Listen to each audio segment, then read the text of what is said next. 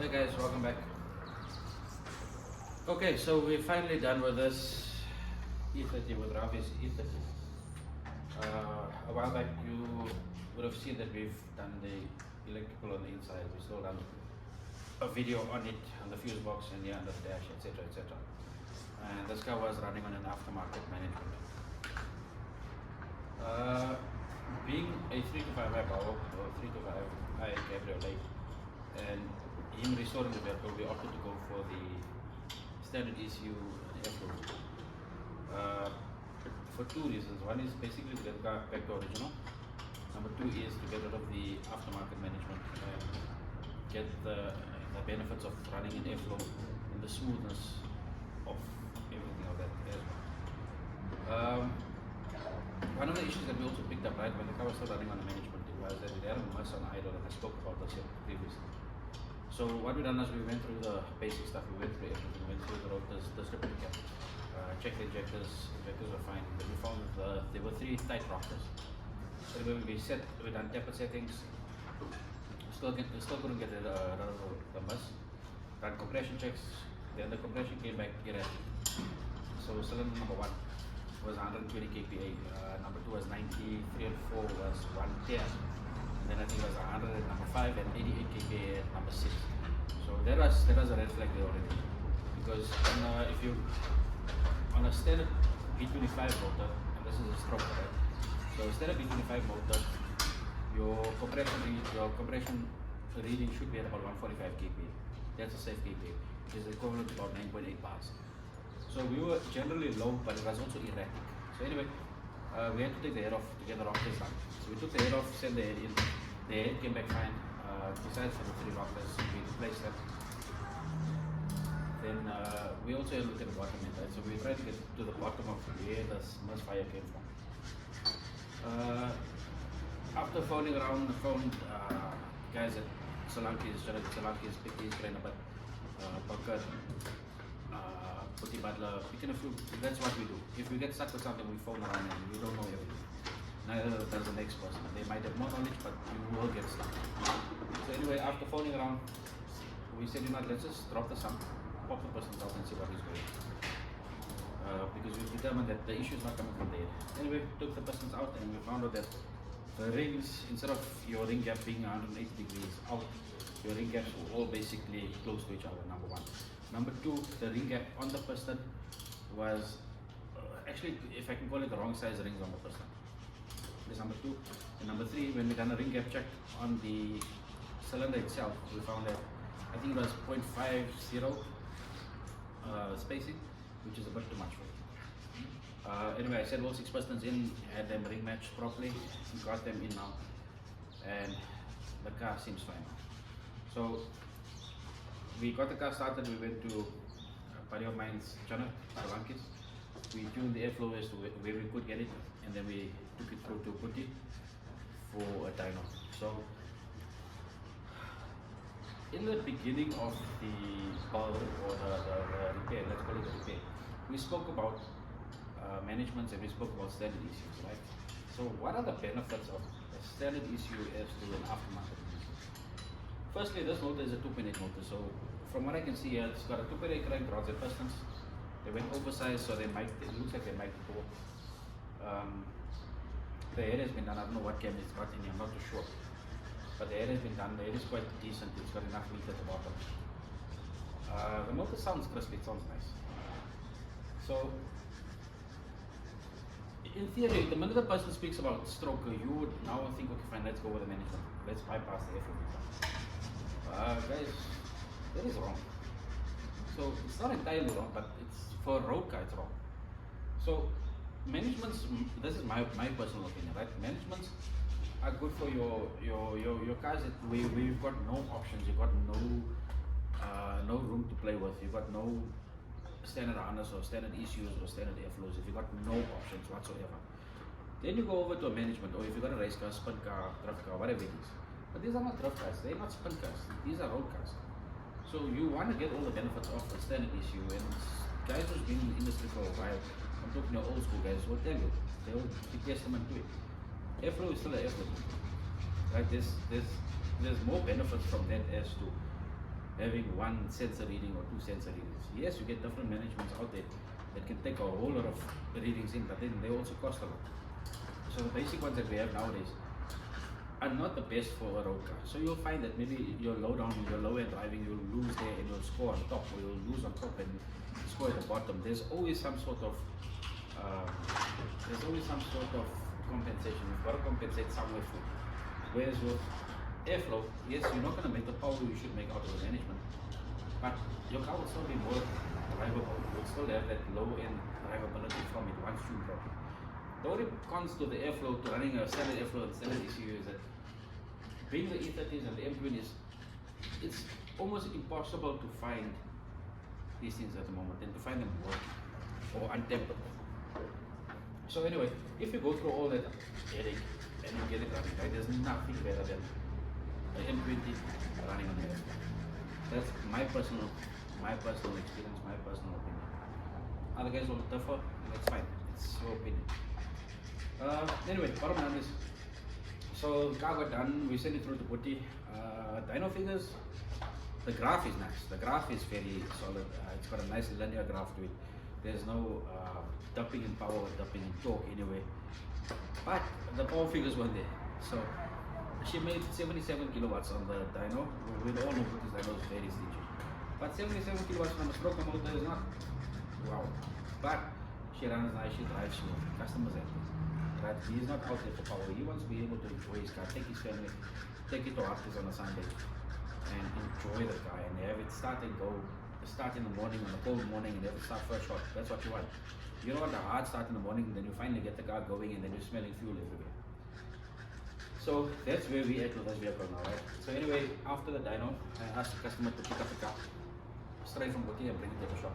Because he knows he's got more reference on the vehicle on the highway. I can only reference to a certain point. And he drove the car and I saw the customer smiling and happy. And I think that's enough for us to know that, okay, fine, there's some sort of success here.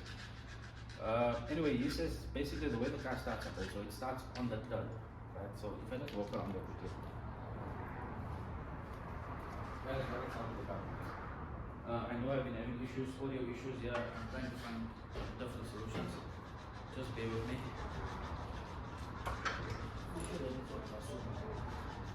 So, here we start the time around.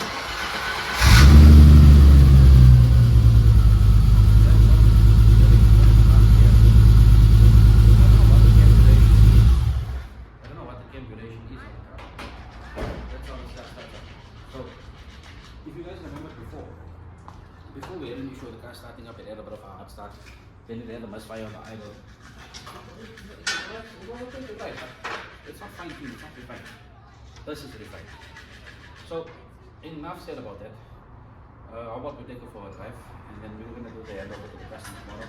Unfortunately, he doesn't do the video, but we're going to do the handover tomorrow. So I would like to take you guys for a drive of this car. Just let's go through the drivability of this vehicle, right?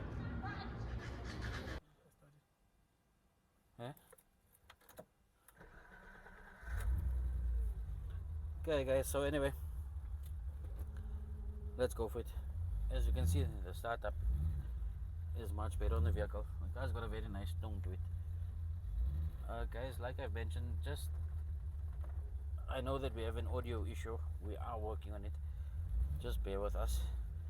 I think we found the solution. We're just waiting for it to arrive. So anyway, we're gonna take this car for a drive now quickly, right? And the whole purpose of the drive is I just want to show you the drivability of it. I should have done it when the car's got a couple of rattles here and there, right? But I'm not. That's the owner will tackle that as he goes through with the car. But with a cam, with an airflow, we are doing now 1000 or 900 RPM. Basically, I'm in fourth gear. I'm not gonna load the motor, but this is how drivable the car is. So you can actually cruise with this car now. So that's a 2.8 stroker. We didn't build the motor, previous builder did, but we're just basically fine tuning it.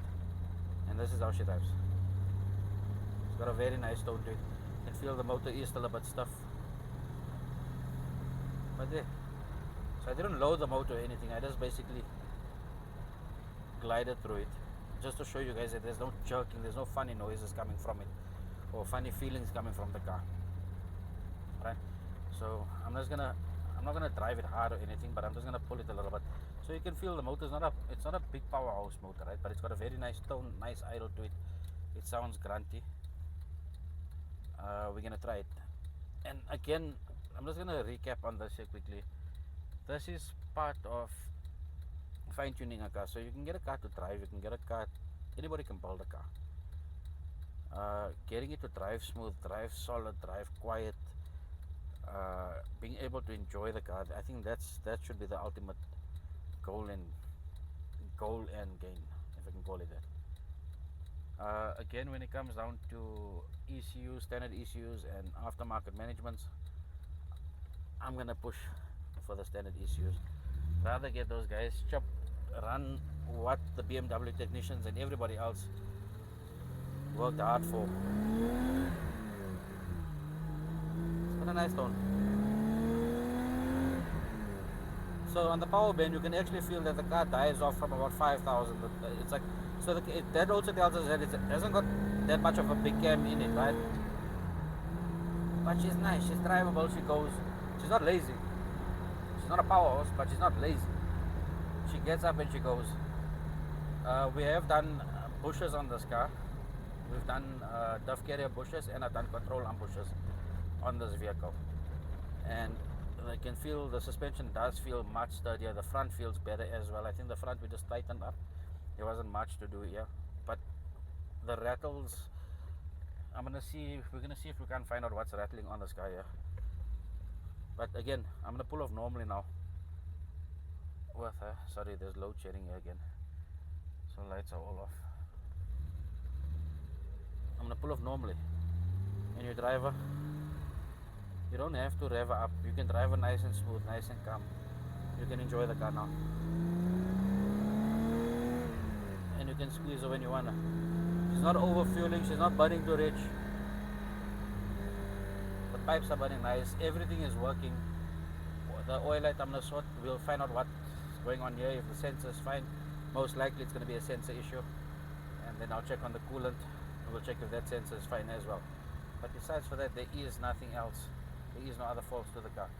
The fuel consumption gauge is working. Now petrol gauge, I think that needle is overreading, but the customer did fill the car up to the brim yesterday. So we'll keep an eye on that. But guys, anyway, I think you guys got the gist. Sorry, this is people that don't know how to use a four-way stop. So